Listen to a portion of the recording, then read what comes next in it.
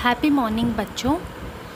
आज हम part number 3 सच्चाई पढ़ने वाले हैं। ध्यान से सुनना बच्चों। एक दिन गुरुजी कक्षा में गणित पढ़ा रहे थे। उन्होंने कुछ सवाल बच्चों को हल करने के लिए दिए। सभी बच्चे सवालों को हल करने में जुट गए। उन्हीं बच्चों में एक बालक बहुत होशियार था। उसका नाम गोपाल था। उसने बहुत ही थोड़े समय में सभी सवालों को हल कर लिया और खड़े होकर बोला, गुरुजी, मैंने सभी सवाल हल कर लिए हैं। Children, today we are going to see the lesson number 3, Sachai, meaning truth. One day, a teacher was asking the students to solve some problems in mathematics. All the students got interested and started solving the problems. One student was very bright among them. His name was Gopal. In a short time, he solved the problems. जब गुरुजी ने गोपाल की पुस्तिका जांची तो वे चकित रह गए। उसके सभी सवाल सही थे। ये देखकर गुरुजी बहुत खुश हुए। उन्होंने गोपाल की पीठ थपथपाते हुए उसकी बहुत प्रशंसा की। When the teacher checked Gopal's notebook, he was wondering because all the answers were correct, and he was patting Gopal and praised him. फिर उन्होंने सभी बच्चों को कुछ सवाल घर से हल करके लाने के लिए दिए और बोले, बच्चों, ये आज का गृह कार्य है। इन सवालों को तुम्हें स्वयं हल करना है। ये सुनकर सब बच्चे खुशी खुशी घर चले गए। The teacher then gave some homework to the children. He insisted the students to do the work by themselves. After hearing this, the students went home very happily. Gopal घर आकर सवालों को हल करने लगा। माँ ने गोपाल से कहा, बेटा, पहले खाना खा लो। After reaching home, Gopal sat and started solving the problems. But his mother called him for food, asked him to take food first and then do his homework. Gopal ने कहा, नहीं माँ, पहले ये सवाल हल कर लूँ। But Gopal denied. He was very much keen towards solving the problems and told his mother that he wanted to solve the problems first.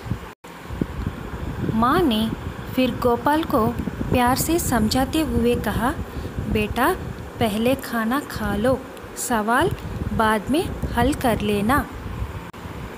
But his mother was keen on his food. With so much affection, she asked him again to take the food first and then do the problems. माँ, बस एक ही सवाल रह गया है। बाकी तो मैंने सभी सवाल हल कर लिए हैं, परंतु ये सवाल मेरी समझ में नहीं आ रहा है। गोपाल बोला। ये कहकर वह फिर सवाल हल करने लगा। Gopal did not listen to his mother. He was telling, Mother, let me finish these problems first. I almost completed everything, but unable to get the answer for only one problem. Saying this, he concentrated again on his mathematical problems. Gopal ने बहुत माथापच्ची की, परंतु सवाल उसकी समझ में नहीं आया। तभी उसका एक मित्र वहाँ आया। गोपाल ने मित्र की सहायता से वह सवाल हल कर लिया। Gopal was thinking so deeply to solve the problem, but he couldn't find a way. After some time, one of his friends came to his place. With the help of his friend, Gopal solved the problem. अगले दिन जब गुरुजी ने सभी बच्चों की पुस्तिकाएँ जांचीं तो केवल गोपाल के ही सभी उत्तर सही थे। The next day, when the teacher was checking all the students' notebooks, only Gopal's notebook was filled with right answers. उन्होंने गोपाल को शाबाशी देते हुए कहा, बेटा गोपाल, मुझे तुम पर गर्व है। पूरी कक्षा में केवल तुम्हारे जवाब ही सही हैं। The teacher felt very happy and appreciated Gopal by mentioning, "My son Gopal, I am very proud of you. The whole class, you are the only student who did the mathematical problems correct."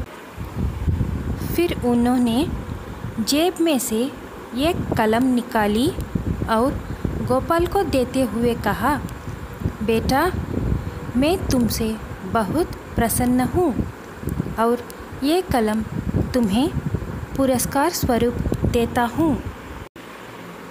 The teacher took a pen from his pocket and gifted Gopal, appreciating his dedication towards maths problems.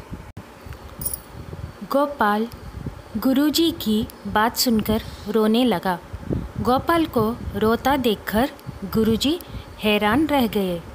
उन्होंने पूछा, अरे बेटा, तुम रो क्यों रहे हो? Gopal started crying. The teacher was wondering, asked him the reason. Gopal बोला, गुरुजी, मैं पुरस्कार पाने के योग्य नहीं हूँ क्योंकि आपने सभी सवाल स्वयं हल करने के लिए कहा था। मैंने सभी सवालों के स्वयं हल निकाल लिए, परंतु एक सवाल हल नहीं कर पाया। उसे हल करने में मेरे मित्र ने मेरी सहायता की है। Gopal started telling the teacher that, "Teacher, you asked us to solve the problem by our own, but I couldn't solve your problem.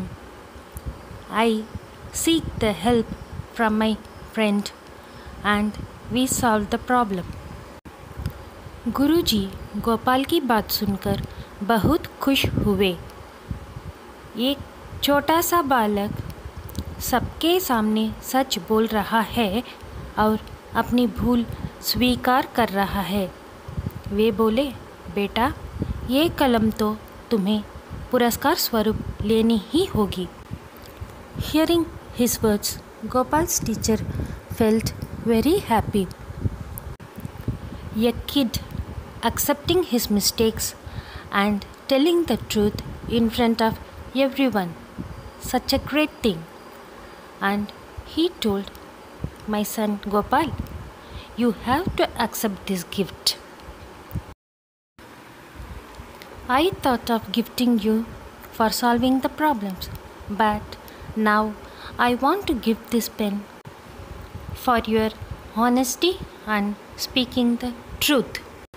गुरुजी ने सच बोलने के लिए वह कलम गोपाल को दे दी। The teacher handed over the pen to Gopal for speaking the truth.